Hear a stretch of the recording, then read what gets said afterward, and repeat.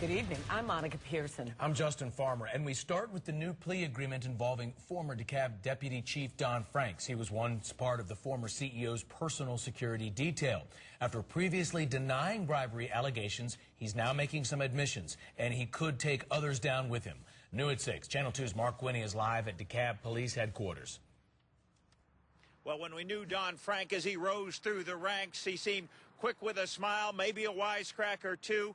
But after this, he had little to say to us as only our news camera rolled outside the federal courthouse.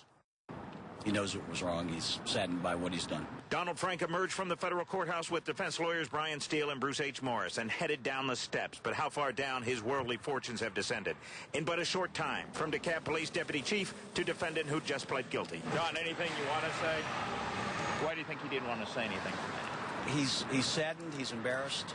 He was proud of his career as a police officer and recognizes he made a tragic error in judgment, and he'll live with that regret for the rest of his life. Accepting bribes while you're a law enforcement officer to do things that you're not doing for the other citizens is a crime. The U.S. Attorney's Office says as part of a plea deal, Don Frank pled guilty to a conspiracy to accept money and more from local businessman Amin Boudwani for favors. He was paid by Mr. Boudwani both in cash and in services.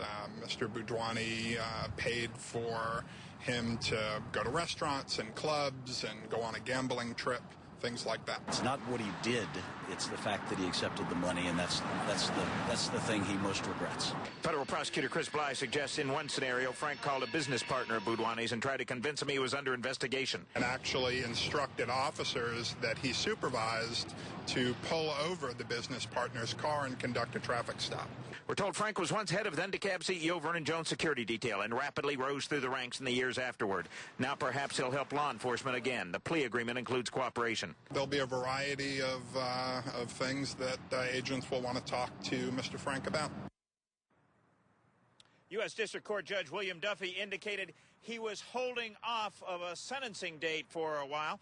I want to see how the case progresses, said Judge Duffy. Records indicate Boudwani pled guilty to a single bribery count. I asked Bruce Morris, one of the lawyers, why?